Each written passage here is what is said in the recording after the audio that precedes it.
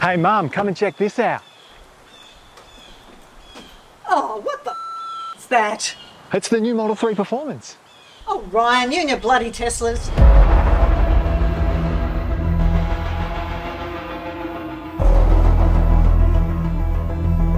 I think I've been set up by Tesla. They gave me a brand new Model 3 Performance, knowing full well that I'd fall in love with it and want to buy one.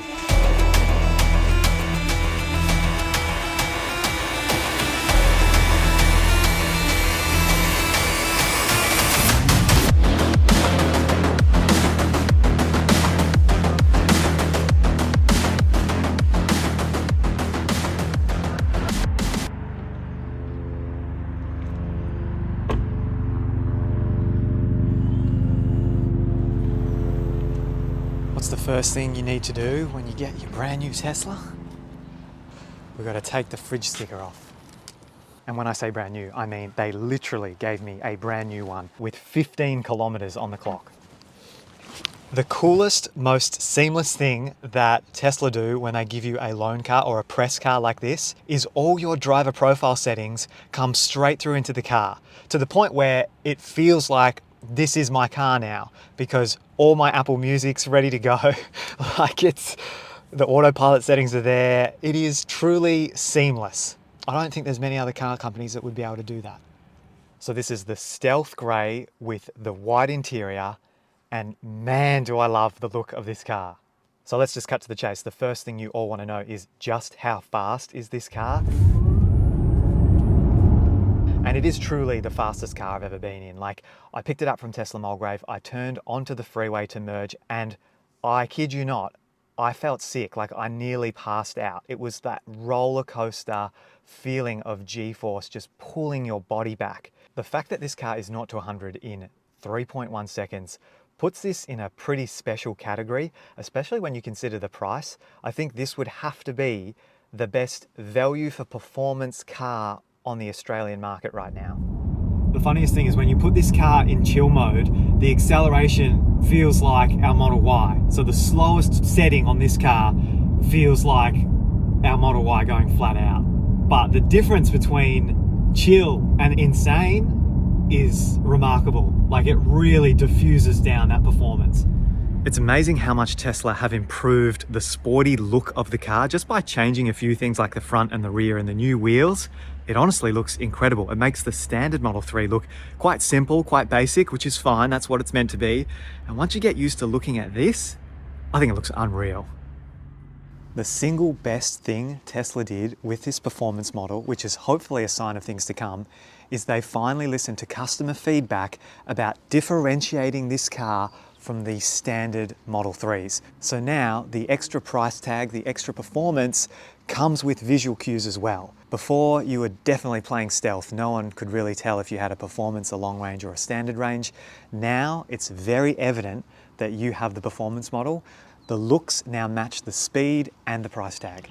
Okay, so I'm going to do the world's quickest walk around of the car to show you everything that's new. So we've got a slightly more aggressive front end that looks really, really good in person and quite striking on the road.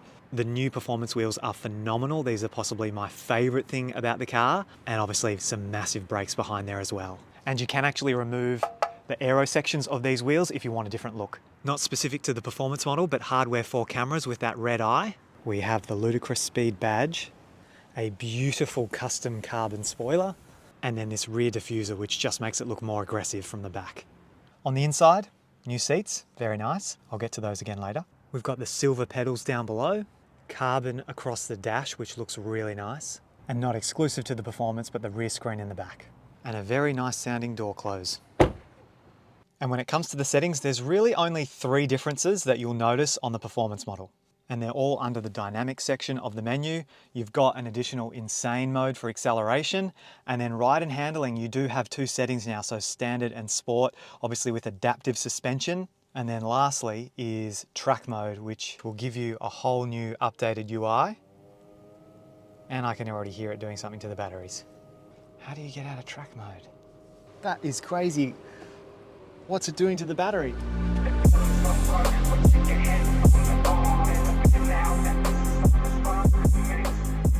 So So I must say this car drives beautifully. It definitely feels a lot sportier than the standard Model 3. It is a little bit firmer. I've played around with the different settings, which is so cool that you can change from comfort to sport. But I think if you're looking for the most comfortable Model 3, you'd probably go for the entry-level rear-wheel drive on the 18-inch wheels. But this having the 20-inch wheels and a totally redesigned purpose for performance, that's what you're going to get. So I think it's great. It makes a lot of sense to me that this feels sportier. And I used to find driving our previous Model 3, which was a 2021, it was so nice around corners and when you'd be able to like drive it more like a sports car. This takes that to another level because Tesla have done so much work to refine that feeling of the car. So yeah, if you were able to take this around a track, which I wish that I could, you would have a lot of fun in this car. Like it would go. But in true Tesla fashion, what I find so impressive about this car is if it was a daily driver, it really just drives smooth and lovely like a normal Tesla does. It doesn't give you that feeling that it just wants to go fast all the time. It's there if you want to use that insane acceleration, but if you just want to drive it normally, you can change all your settings to do that. But even just without changing the settings, it's very comfortable and nice to drive. I think if I had a stealth grey Model 3 Performance, I would just keep it in dark mode the whole time. Okay, so thoughts on the sport seats. I really like them. I think the best thing about them is just the way they look. They make the car feel a lot more premium and you've got the stitching and the ludicrous detail. I was expecting to like them a lot more than our Model Y seats, but I actually think they're relatively similar in terms of comfort level. They just feel more sporty, so they hug you more. And they're obviously ventilated, which is going to be very nice in the summer, but they're not like dramatically better than our Model Y seats because they're already very good. The seats in the back look to be ventilated, but that's just to match the front ones. There's no air conditioning option for the rear seats, just heated seats.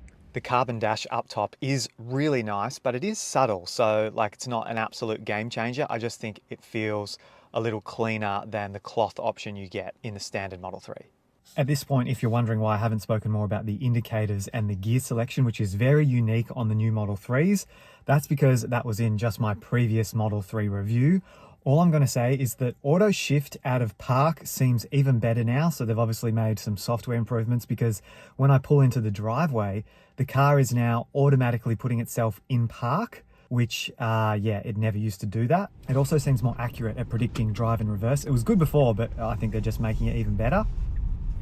With the old performance models, occasionally you'd get people complaining that the spoiler was coming off. With this new spoiler, it feels like it's integrated into the rear boot lid of the car so much better. And it just looks like they've paid more attention to it because it's got these nice curves in it. Something that would be nice to do if I owned this car, and I wish that Tesla sent the Model 3 Performance like this, but blacking out all the remaining chrome details on the car, including the front logo too, I think would just give it that extra stealth look that I feel like would take it to another level.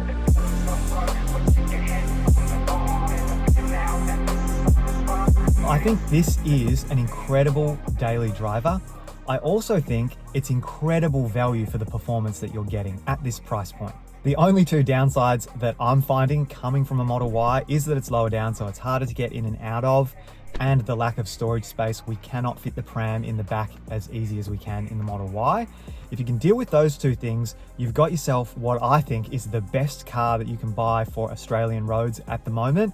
The technology, the performance, like once you add it all up, it's just an incredible offering. Now, that being said, the rear-wheel drive Model 3 is probably excellent for 95% of the people that are interested in a Model 3. But if you've got the cash to splash, this is so awesome. I have absolutely fallen in love with it. I cannot afford one, but I very much appreciate Tesla letting me drive one for the last few days. I'm going to be very sad to give it back, and it'll be weird to get back in the Model Y, and it will feel like a bus, I'm sure. So you think all Teslas feel about the same when you're behind the wheel, but after getting back into the Model Y, this feels so, like, I don't want to be harsh because it is a beautiful car to drive, but the comparison is night and day.